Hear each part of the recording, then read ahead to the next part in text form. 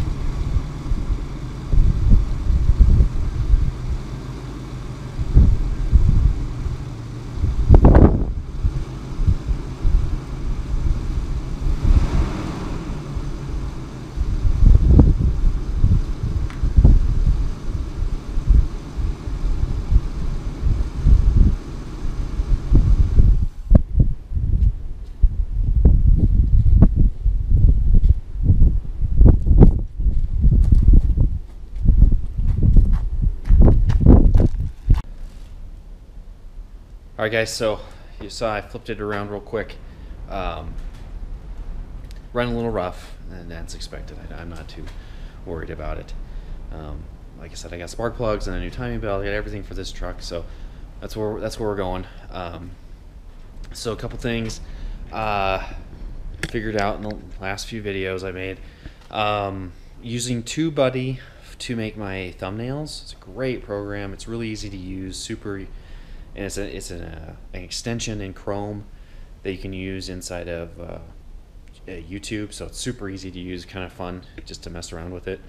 And then I found a program called Lightworks and that helps me to edit actual videos, string them together if I have multiple videos, multiple clips to create a video. So that thing's pretty cool. It does take some time to get used to. I've had to go on YouTube and check out some tutorials on it, but I caught on pretty quick. So it was pretty cool. So we'll see. I'm actually right now getting that video process through that program, so that and then I'll upload it to YouTube and see how that goes. So definitely figuring out that the folks that do YouTube and blog all the time and vlog, and it's a lot of work. They're really putting a lot of time into this. I mean, this is a second gig for me, if you will. I have a full-time job, so I'm doing this on the side and trying to fit in family and, well, fit this in with family and all the other things I try to do. So, and of course this monstrous project. So like I said, today we're going to take out the rear diff. That is 100% we are going to do that. We're going to take it out with the leaf springs. That way I don't have any, it's just going to be a leaf spring to leaf spring. Just move them right over. And then we'll take, we'll keep the back lifted up and on jack stands, and then I only have one set of jack stands, so may invest in another pair if Harbor Freight gives me a good coupon, and then I'll probably block the front for right now to get it up high enough, and then I will take off the front. Really, it's just the struts. I'm really just taking the struts off. So I'm going to do some remeasurement of everything so I know where it sits on this truck. Then I, of course, have to measure that truck when we install it to make sure everything's copacetic. The back is just what it is because you have an extra leaf. You can't adjust it, but the front is adjustable. So, and that's the one you have to worry about the most with the ball joints. You don't want the ball joints articulating too much. They can snap. If you lift it too high, they don't have any play, and then they snap on you. It's not very good to drive down the highway with a snap ball joint. It doesn't end well. Actually, you want to know how it ends? It looks a lot like this. It probably ends up a lot like that. So, yeah. So we're gonna get to it. I'm trying to consider what I'm gonna do. If I'm gonna do a time lapse, or if I'm, you know what? I don't think so. I'm gonna do a full-on video. So we're just gonna get started, get rocking and rolling, and that editing software is so awesome that I can screw with it and cut out audio of certain parts. I can just say no audio, get rid of that. So it's pretty powerful. It takes a little while to get used to, but it's pretty darn powerful. So it's pretty cool. So here we go. So if you're doing this, you got to disconnect the leaf springs, obviously, your shocks, the rear drive shaft has to be disconnected. Emergency brake needs to be removed. I believe, if I remember right, when I did this, the emergency brake is two components. So there's one that's on the actual diff, and then there's a separate section that's actually hooked to your cable. So I think that's how it works, if I remember right. So we will disconnect that, and then of course you have brake lines. Don't forget those. It's never good to try and remove something like this without getting rid of the brake lines. The plan for right now is to leave the tires on, just get it lifted up high enough to get everything off the ground, and then get the rear end out from underneath it. Probably I will have to, yeah, I will have to take the tires off at that point, but it gives me like a little bit of a drop down, you know, step it down a little bit. That's a plan. Never really actually removed a rear end out of a vehicle. My Chevelle, I was too worried about it doing it myself, so I had someone else do it, and that's the only rear end I've ever replaced off vehicle.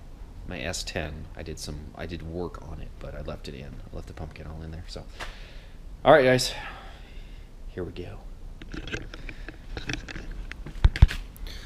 All right, and I'll get some light down here. Trying to put you in a good spot so you're out of the way. I can still hopefully see, so get some light.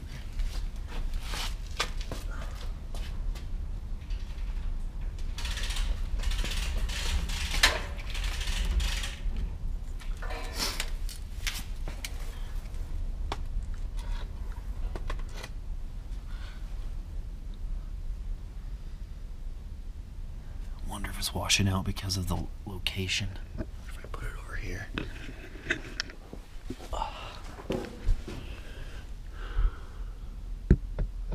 Oh yeah. See, I'm learning about lighting.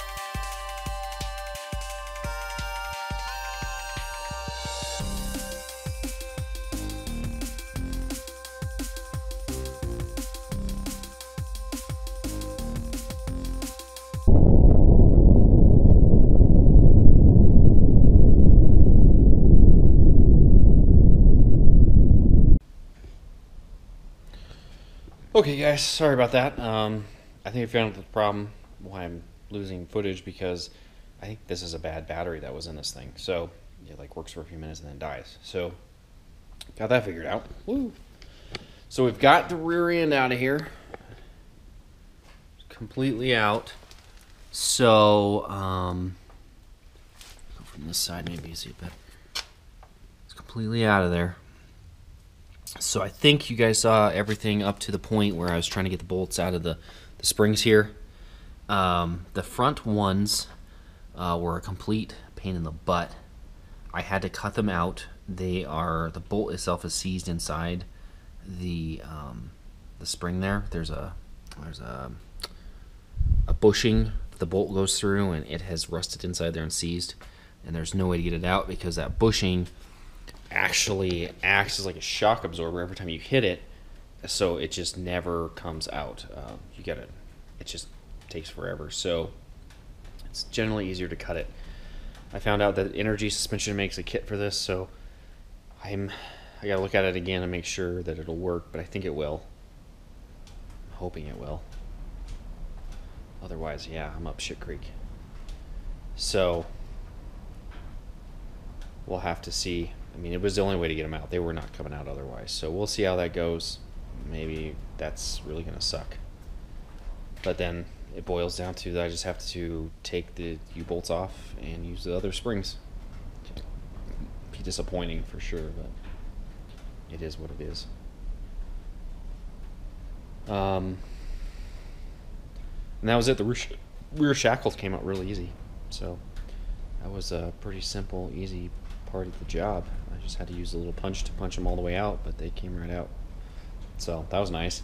They would have just greased those front ones better. They would have popped right out, but they didn't. I'm assuming they didn't grease them, or it's just the location and there's just too much moisture gets up there and it corrodes quicker than the rears. I don't know, but it is what it is. So we're going to go ahead and lift the front of the truck up. Probably get some center blocks and center block up the front, and we're going to take off the front wheels and take off the struts real quick. That's the next step here, so that we can get what I'm calling the suspension. When I thought about it, I was like, you know what, it's not all the suspension, but to get the front shocks and struts off. That's what we're trying to get off. These are front struts. So get those off, and then we should be set to continue to work. Alright guys, you get to see the time lapse of me busting this thing out real quick. Peace out.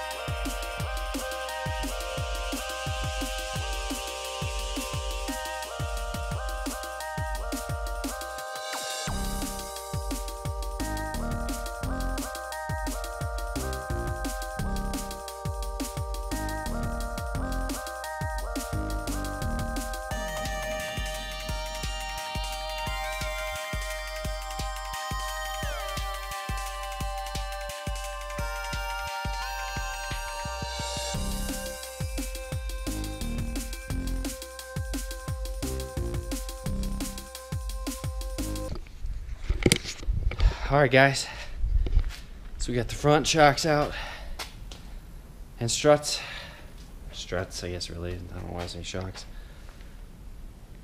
Rear axles out with the shocks and everything, leaf springs. We got to check out how the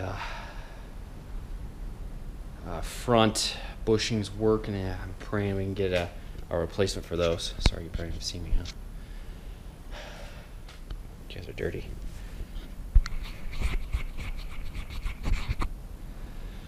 So that was the first gig. Another thing I forgot to mention is another program I'm using is, and you can't see me because I'm pointed this direction, I'm an idiot. Here we go. I'm using what's called Team Gantt. That's a G-H-A-N-T-T. So a Gantt chart is a really cool tool you can use to project out over time a large project, something like this. How am I going to do this? What depends on another thing to be done? It really helps to solidify in your mind how to get something done. It normally doesn't hit everything. You always miss something and you forget to do this, that, or the other. But for the most part, you get most of what you need out of it. So definitely gives you an idea of timelines and how long it's going to take, and especially if you live a life, you may have other things involved on certain weekends or weeks that you can't get other things done, so you can put that in that chart so that well, at least have your project where nothing's on that week or whatever. So it's a cool tool. I've been using it to chart out how long it's going to take me to get this project done. I'm not done with the Gantt chart, but I did say I was going to start this weekend to get this done. So it's definitely one step closer. Whew, that was a lot of work. That rear end was a pain. So we're able to get it done though. Well, I'm going to wrap up the video. If you guys enjoyed it and liked it, like, subscribe if you want, leave a comment. I keep forgetting to say that part. Leave a comment below if you have any comments.